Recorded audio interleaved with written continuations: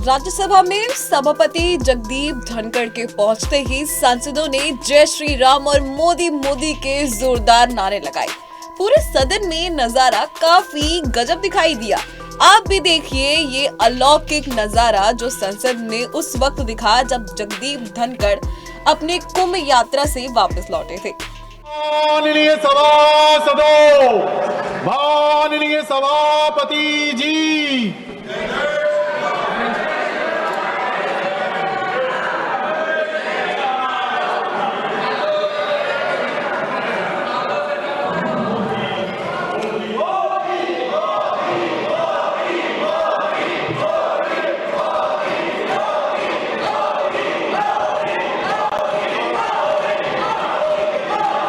honorable members,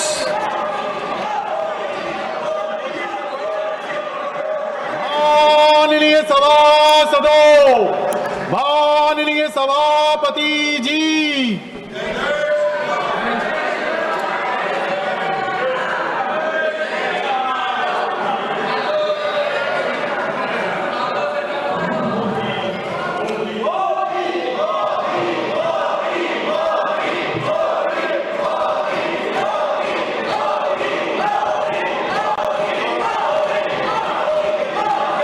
honorable members,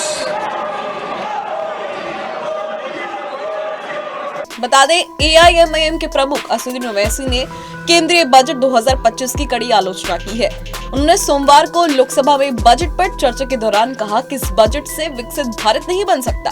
उन्होंने लोकसभा में budget पर चर्चा में भाग लेते हुए ये भी आरोप लगाया कि इस सरकार मुसलमानों को पूरी तरह से नजरअंदाज कर रही है। सर, मैं इस बजट की मुखालिफत में बोलने के लिए खड़ा हूँ और इस बात को ज़हन नशीन करनी चाहिए कि सर के पिछले 25 साल में से 15 साल बीजेपी और एनडीए इख्तिदार पर है और यही बुनियादी वजह है कि आज एक ग्रेजुएट बेरोजगार है, किसान खुदकुशी कर रहे हैं, एमएसएमई बंद हो रहे हैं और चीन से बगैर इंपोर्ट करे हमारे देश का निजाम नहीं चल सकता।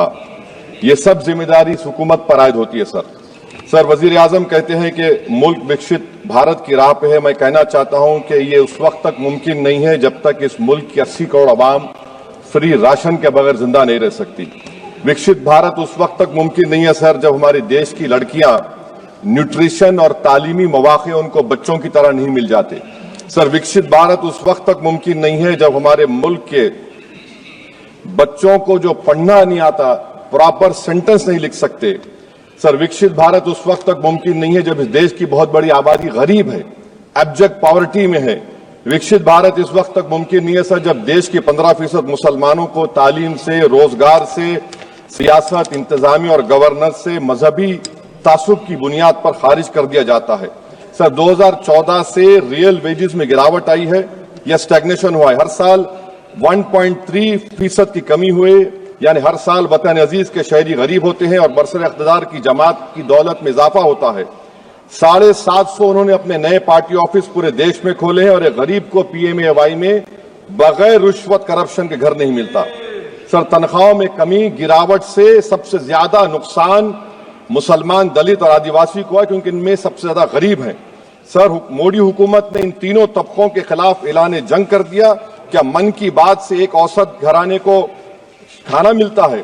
सर, वजीर आजम ने हालिया आवाम को, जनता को मशवरा दिया कि खाने के तेल में कमी करने से जिस्म का वजन कम होता है। सर, मगर इस हुकूमत के मोटापे का अंदाजा लगाइए कि 2014 और 22 से मोदी हुकूमत ने एडवर्टाइजमेंट के ऊपर 3,260 करोड़ रुपए खर्चा किए। तो मालूम हुआ कि देश के प्रधानमंत्री मोदी जी एक एग्जाम वॉरियर भी हैं और एक डाइट कोच भी हैं। सर, खाने के तेल का होलसेल प्राइस इंडेक्स 2014 में 104 था, 2022 में 182 हुआ, 2024 में 145 होता है। ये पॉलिसी हुकूमत किसके लिए बनाती है? गरीबों के लिए नहीं बनाती, हम जानते हैं। सर, 80% भारत की आबादी माइक्रो न्यूट्रिएंट डिफिशियंसी है, सफर करती है। हेल्थ के बजट को हम देखें sir, as a percentage of total budget spend and share of GDP इसमें कोई इजाफा नहीं हुआ है सर, बल्कि इसका शेयर 2018-19 से कम है। जब हेल्थ सेस लागू किया गया था, हजारों करोड़ हेल्थ सेस, कॉर्पोरेट्स और इनकम टैक्स लोगों ने दिया, हमारे हेल्थ सेक्टर में कोई काम नहीं हो रहा है। इतना ही नहीं, उन्होंने वक्फ की संपत्ति को लेकर भी सरकार को जमकर घेरा और ओवैसी ने मध्यम वर्ग पर बोलते हुए कहा कि मध्यम वर्ग को बलि का बकरा बनाया जा रहा है। फिलहाल अभी के लिए सिर्फ इतना ही। देश और दुनिया की तमाम खबरों के लिए देखते रहें punjabkesari.com।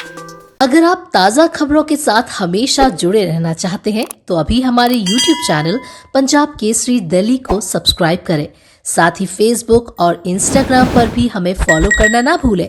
आपका समर्थन ही हमारी ताकत है। धन्यवाद।